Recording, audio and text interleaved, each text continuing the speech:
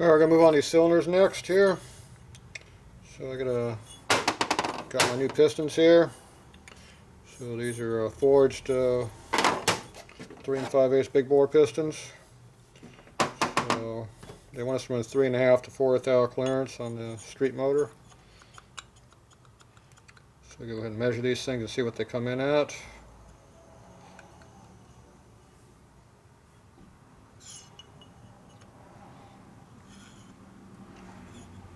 Looks like the piston is the biggest at the bottom, so that's where we're going to measure.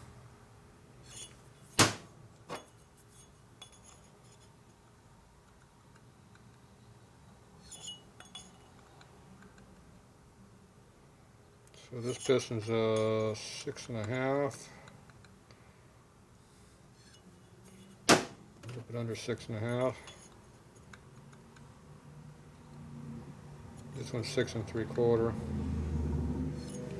This one's 1/4 thou bigger than the other one.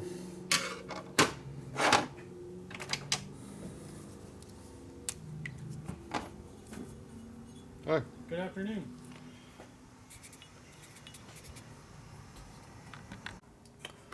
Okay, I'm trying to find out what these flywheels are binding up in the cases here. So I just got done centering up my main bearing hole here, and we are pretty much zeroed out everywhere. Yeah, hitting on everything here. So that's on 0. And we drop the thing down to get to the bottom of the hole. You can see we already went down 1 thou just doing that. And then you can see how it drops more when you rotate it. Where's the dial at? There it is, way over there. So we have a big time taper problem. So this insert is not put in the case square, or wasn't cut square like it was supposed to be. And when I honed it out to the size and just followed what was there, it's way out of whack. So that's what's probably binding up my case. So just to make sure, I'm going to go ahead and check the deck height here. I'm also going to check the register height here and see what that looks like. So we'll see how that goes here. Okay, I moved the indicator to check the flatness of this case here, and you can see how this is moving all over the place also. So this whole thing is now probably machine square in the case.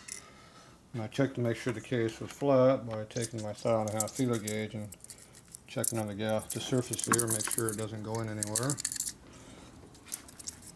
So the case is sitting on my table flat. And I know my head's square because I already checked that. It's within 1/4 thou and 10 inches, so I know it's good. So it looks like our problem's going to be here. So I'm going to go ahead and check the top surface here. See what that looks like. So I'm going to put the indicator up here on this surface here and see if that has the same problem we got right now. If so, that's probably what our problem is.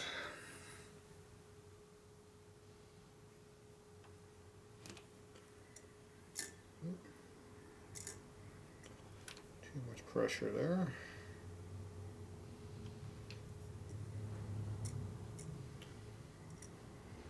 And route it around a little bit.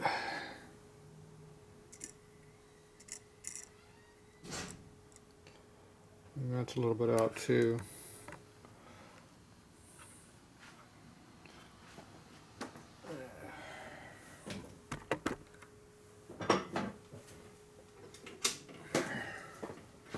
Turn the light off right now, might be able to see the dial. Alright, so you're 1 1/2 thou under over here. There's 3. 200 when we went off the edge. Come over here, we're at almost 2 over. There's 0. Go thou down, and it comes back up to 0. Goes back around. So the case is not square, looks like to me. I'm going to loosen up my holding fixtures here a little bit and see if that's warping the case a little bit. Too much pressure. So back off our pressures a little bit here. I'm sure we got some of that in here. We're seeing a little bit of that.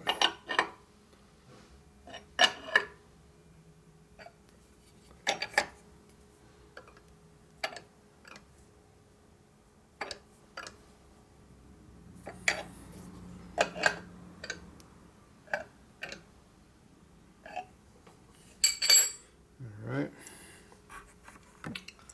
See what we got now. I back the pressures off. You can see how the case is a lot more square. Warping the case a little bit there. Too much holding power. So we don't put a lot of pressure on flanges.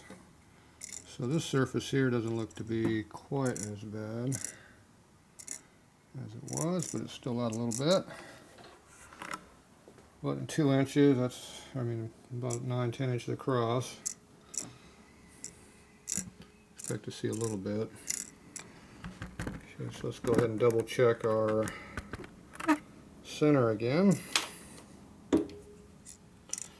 See if the air is holding down here.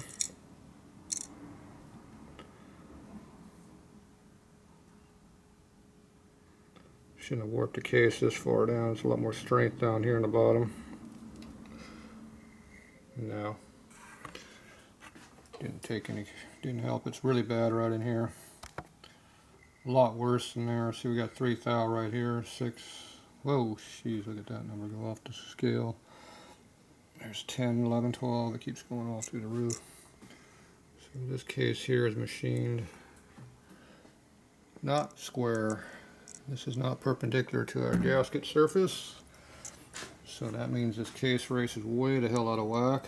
And that's why I was seeing that other error in there. So we have got 12.5 plus and negative 2. Almost 2. There's 2. Just past 2. So 14.5 thousandths error in a 3-inch circle is pretty bad. So that is not a good sign. We were only getting about 1.5 going around the whole outside, and right here it was 3, I think, right through here. So there's no way this warpage here is causing that down in this area. So that is our problem. This case is machined wrong from the factory. So now I'm going to go talk to them again and tell them what I found, because they were kind of surprised I was having a problem. So that's what we found. Okay, we're getting back on these cylinders. Got the fiasco, the case problem. We're moving on to cylinders again. Got a new set of cases coming. They're going to send me another new set, this time made right. And making some design changes so we won't have the Timken interference issue like I had over here. They're supposed to be modifying how they make their stuff so I won't have them problems no more. So we'll see how they go when we get them in. Maybe a few days before I see them. Anyway, we're doing the cylinders. These are 3 5/8 inch big bore cylinders. I got to clean up the gasket surfaces here. We got the old hard-ass gasket on the base. And we got our decks up here. These are fairly clean and even, but I got a couple different style scrapers here that I use. So I got a regular hand scraper here, which is, you can buy these auto parts store and stuff like that. This one's, I forget the name of it, but American made one. So these are made out of hardened, well, not real hard, semi-hard steel, not super hard. And I got a polishing stone, or not a grinding stone here. It's a machinist thing. And I take this and I hit this on here and keep it nice and sharp. So these are pretty much flat on the one side, and then you got your angle over here, which is roughly about 45-degree angle. If you look at it, I don't know if it's in focus or not, but hopefully it is. So I just kind of run it across here every now and then and make sure it's flat.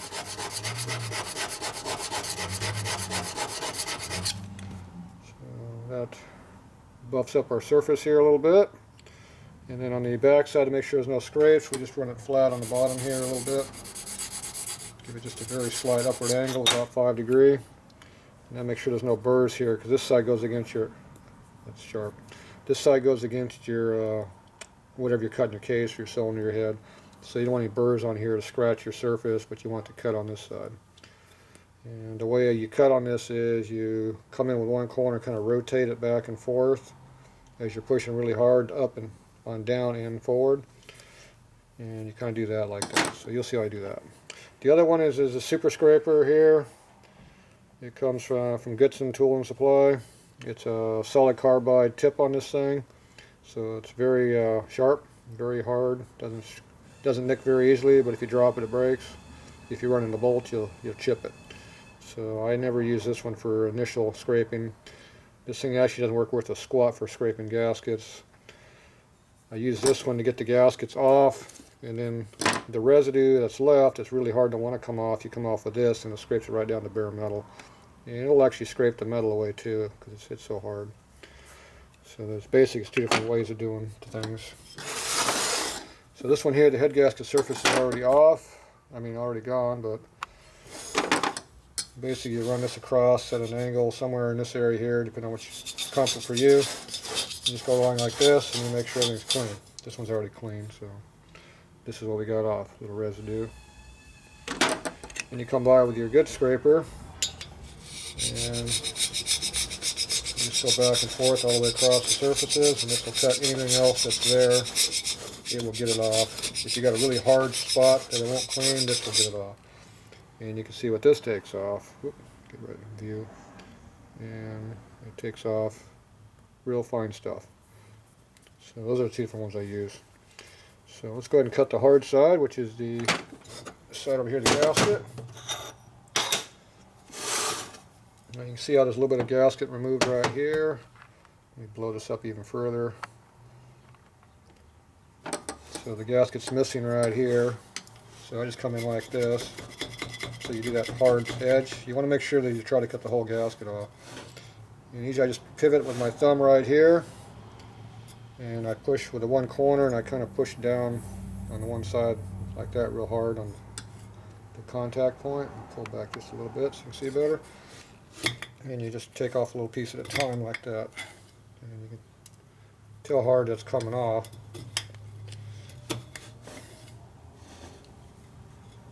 So it's on there pretty darn hard. Now if you use those grinding flap wheels, all they do is tear up the surfaces and make them very unflat. They'll leak like a sieve. Plus all that grinding grit you got to get out of your motor, it'll destroy your new motor. So you go back with this and you knock off what you can of the gasket, the excess. And then when you get thinner, you can just come by with the one side. Just kind of work it a little bit. See how that goes right to bare metal there. Like I said, the key is the wiggling back and forth. It kind of gives you a sawing action on it. Like I said, you can do it that way, or you can come by with your thumb and go this way. On the thicker areas, it works better to use the thumbs, I find. And then over here, you just get back to a single spot. You always want to make sure you don't have anything in there where your hand's going to hit it when you slip, because you are going to slip off. You are pushing hard. The other problem is you want to make sure these holes, when you get to a hole, get back in view, you don't want to dig into the hole and cut the corner away. So you try to cover the whole hole as you do it.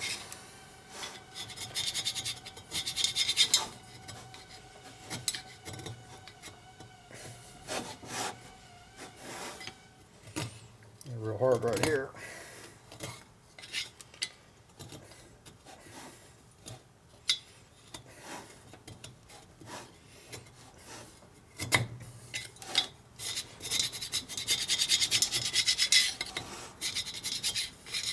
Okay, we got the big stuff off, but there's still gasket material on there. So this is where you come by with your carbide one. Back in view, you see it.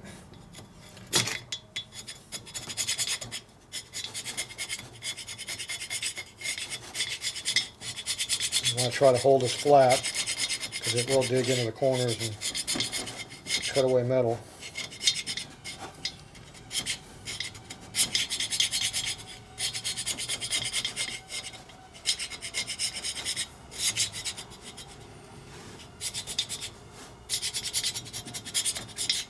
You see how it just comes off in little slivers.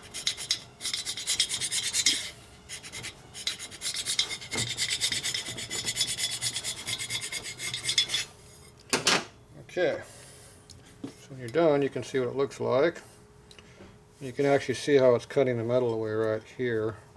So I'm going to get back in view. You see how it's shining right through here? You can see how it's actually physically cutting the metal away. I'm trying to get that where you can see it better. The camera to focus in on it. So anyway, it does cut the top of the machine marks off on the metal.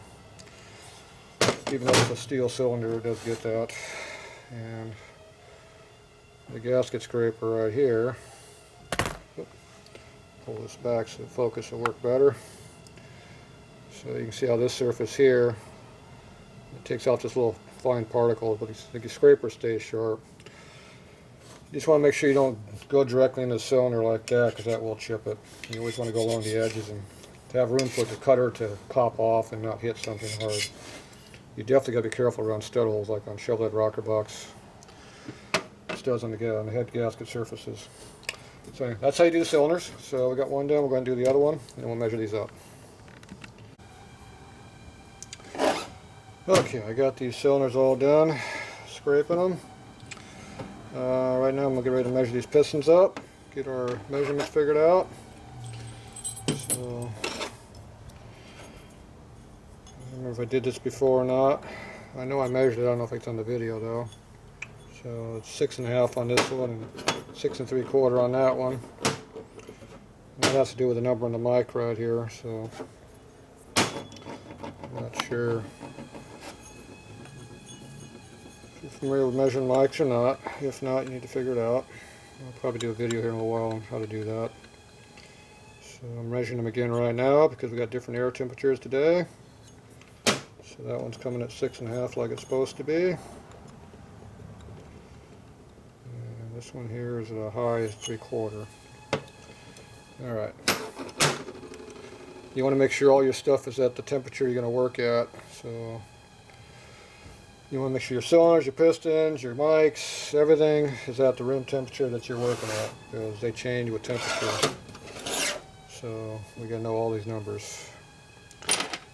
The other thing is you got an outside mic and an inside mic. And you want to make sure that they are measuring the same thing. So right now we got take our number, we got to add S&S wants to see 3.5 to 4 thou clearance. So I'm going to go for 3 3/4 to 4 is what I'm going to go for. So 3 3/4. So right now you take your mic, we're at 6.5 on the mic right now. I don't know if that's readable or not on there, I can't tell. And we add in our 1/2 thou, and then I add in my 3. So we're at 7, so 3 would be 10 even. If you go 1/4 more, it's 1/4 thou over 10. Which is 1/4 of the way up between the next line. Then we take our inside mic and we set it at the same number to just over 10, and then we put it in here and measure it. And obviously it's loose, so the mics are not 100% accurate. So I just barely move it and I can feel it a little bit. Excuse me. Now you got to figure out how much drag you want to have on your mics. Every mic has a different, every person has a different feel for what they want for numbers. So whatever you use, make sure it's the same on everything you do. Okay, so this mic here is at 10.5 to 10 1/4. It's 1/4 thou off from what this mic is. It's no big deal because this is the one reason for setting it. We measure this. We measure the piston with this mic. We set our clearance with this mic. This here is just a checking, a go no go style gauge basically. So we'll hone this cylinder until this goes in like I want it to go. So all I got to remember is I'm at 10.5 is my final on the small piston, and the big piston will be 1/4 thou bigger than that, so it'll be 10 3/4. I'll figure out which cylinder I want to be which when I'm honing. Usually I make the back one bigger because I do the front cylinder first. If it cleans the small number, I'll leave it at that, and I'll make the back one the bigger one. If the cylinder doesn't clean up how I want it, I'll switch to the other one because I got 1/4 thou to work with. So now we're ready to go over the hone. So we'll switch over there. Alright, we're going to hone these cylinders right now. So we got these roughed out to what we think we want. So now I'm going to do the final honing, which is we're looking for 10.5 on the mic and 10 3/4. We're at 7.5. So I got 3 thou to hone out of these. So we're going to go ahead and hone them out with a medium grit stone right now. These are sunning hones, which hone you straight and round. Ball brushes and cylinder hones don't get the job done. You need to have real hones. So I do these in different grits and different amounts in each size. I start from my finest grit, I leave a 1/2 thou for that. I drop back to my next grit down, I leave a thou for that. I drop back to the next grit, I use a 1.5 thou, and then I use a quarter stone to get up to that point. Right now we got about 2 thou to hone out on this grit here, so we just go ahead and hone this out a little bit. You see what's going on, and I'll pump back later with more finished.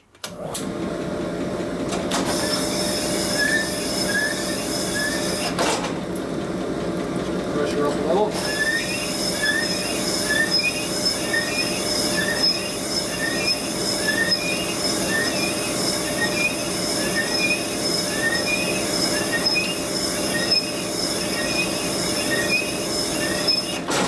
The speed that I hone this at makes a difference on our crosshatch. We want to make sure our crosshatch is lower 30 degrees. So this is 45, and 30 is like this. So this would be 90, that's 45, and 35 here.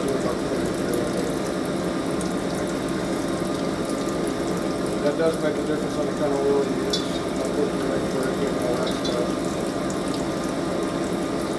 About a 1/2 thou like that.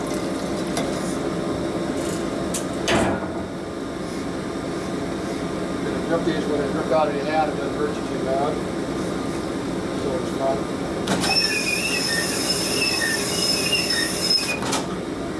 Make sure you overstroke the stones on both sides so that you have the cylinder straight.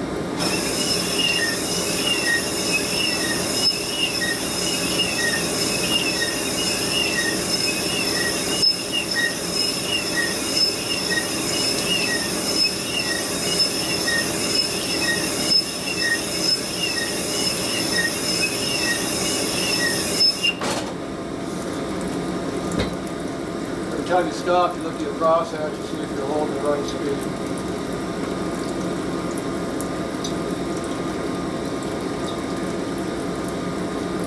Okay, we've got about 3/4 of a thou out of the cylinder right now. It's starting to warm up, so I'm going to cool off. I'm going to cool oil. Go to the next cylinder.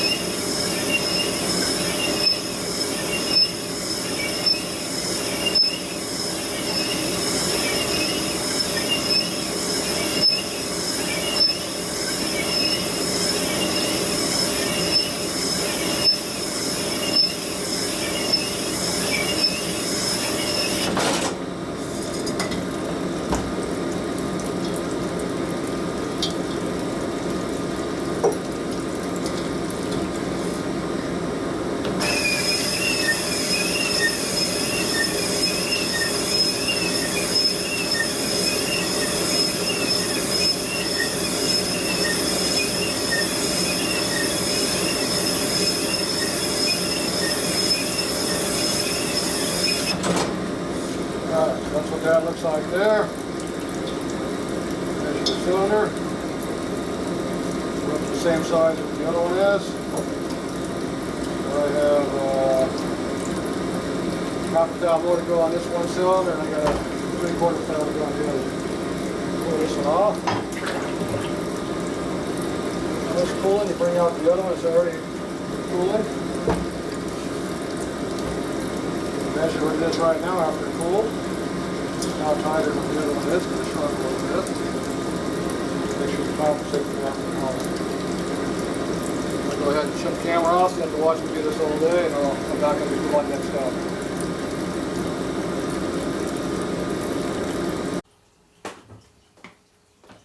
Okay, we're going to let this run to the end, so if you don't want to watch it, fast forward. This is the medium grit stone, so getting that out, I'm going to my finer grit. I got about half a thou more to go. This thing's finished.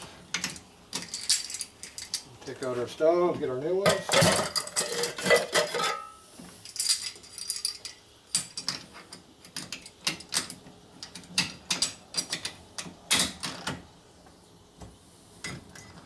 These are probably up around a 380, 400 grit, I guess.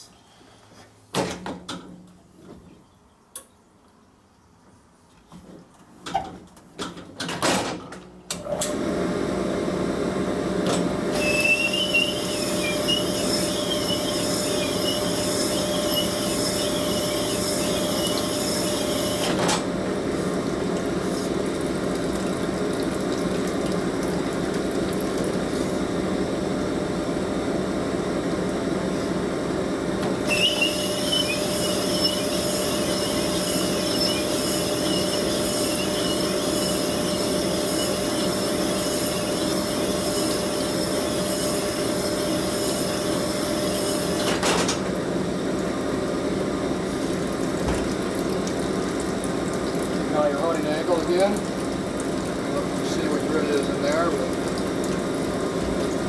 blow it up.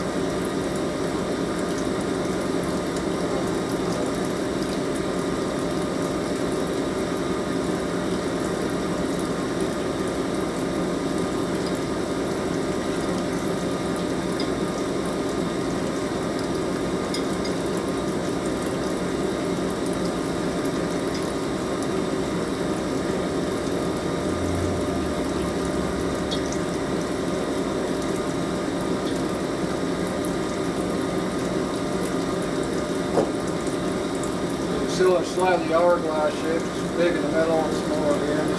Smallest on this end. Probably got like a 2/10 variance the whole thing. It's there. So I'm going to overstroke it this way. Try to cut more on the outside edge and the inside edge. I see more overstroking going on. You know, play around how you do stuff and overstroke. Good,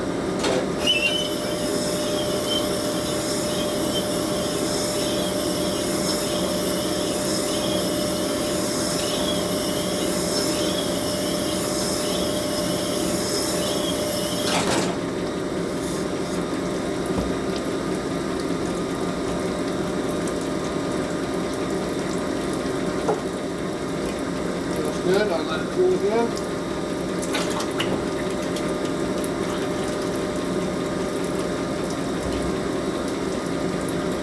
Check this one, so this one's all right.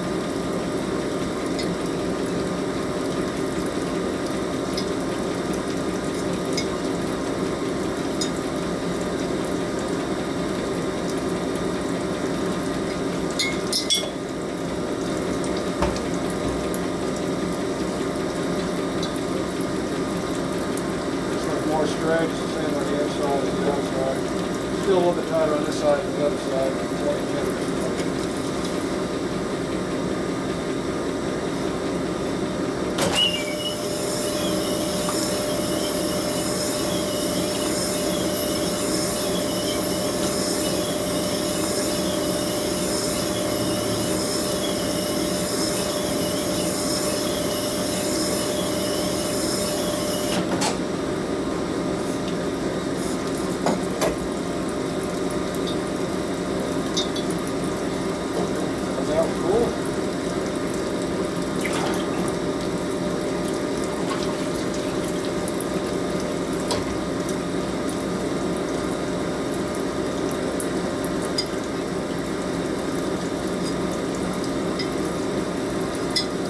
Shrunk back half of what we went over.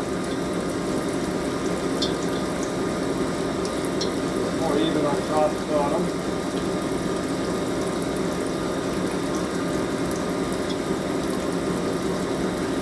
The metal seems to be pretty close too. Took most of the air out. Gonna take out another 10.5. This one.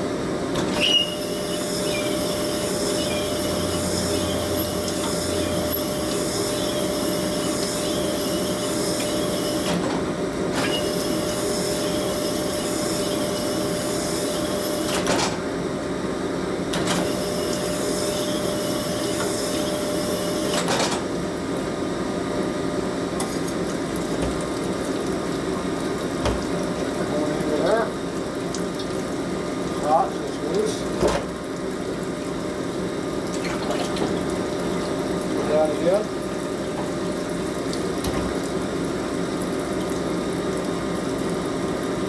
So we're back to the bigger cylinder and check this one. It's about the same as the other one, so might be slightly tight.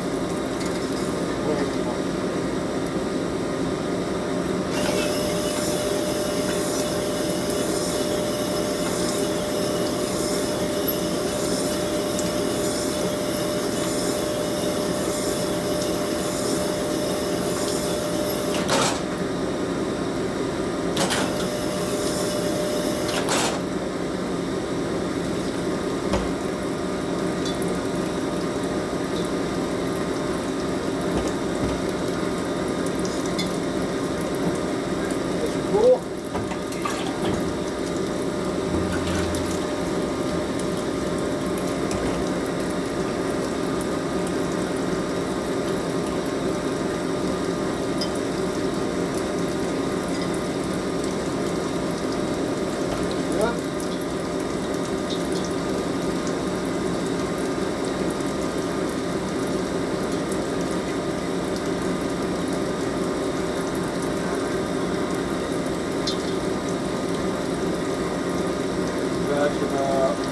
Kept oversized maybe.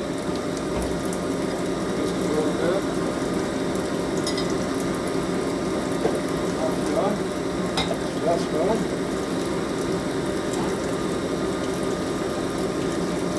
Check this one.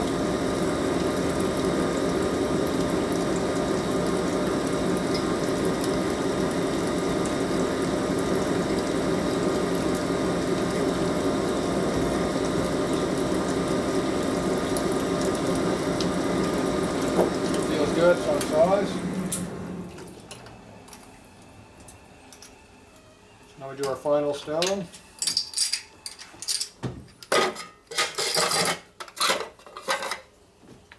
These are like 600 grit. For racing bike, I actually hone them with this for a little bit. On this motor, I'm not going. I'm just going to knock off the high spots. Called plateau honing. You just cut the peaks off your honing marks. Gives the rings a little bit more something to break onto or seat onto.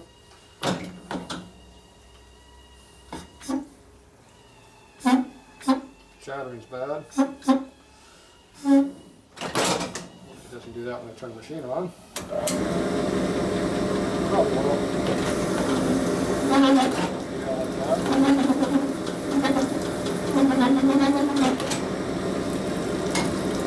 Good. Use up the bore.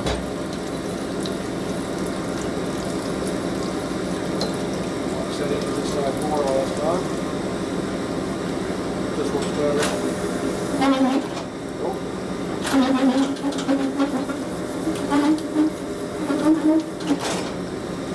That's screwing up everything.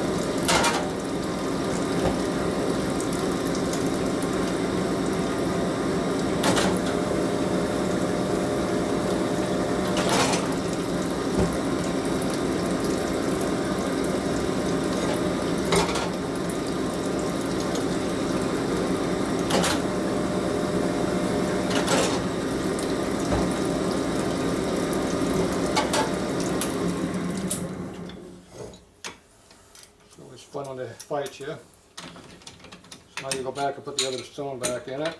These are going to all be slightly oversized.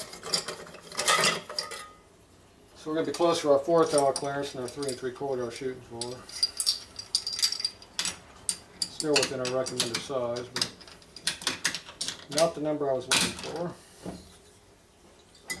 Just to re-put the crosshatch back in that we just took out.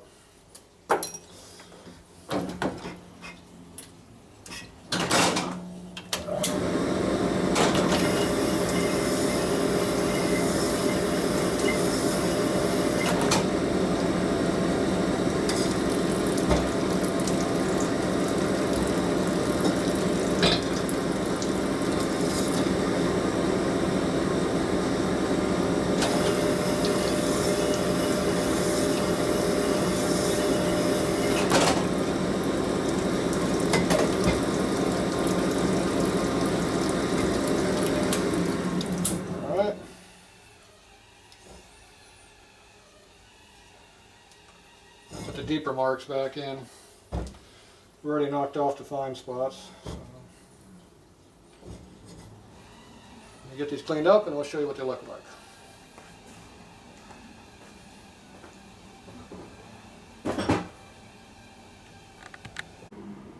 Okay, we got cylinders all cleaned up. So that's what the final bore looks like. See how it's pretty smooth. Some nails don't catch on it. You can see that crosshatch, kind of a flat 45, which is about a 30 degree. So it seems to be working around here lately for making the ring seal up. You can see how it's kind of shiny on top, which is our plateau hole, and the gouges in the bottom of the grooves, that's our grit finish from the stone. So that's pretty much the latest ideas of honing. And I mic'd them out again, and the bigger one is just a tick looser, but not basically about right on size, and the small one is on size. So the little extra honing step I didn't really cut that much. And when I cooled them down to full room temperature again, they shrunk down a little bit more, probably another tenth, and that compensated. So that's why you got to measure everything at room temp, because that's where you measured everything at. So now these are good to go. We got our should be 3 3/4 in here. So they slip in there real nice. So next thing I'll show you how to check piston clearances when you got it assembled in the case. So that'll be our next step.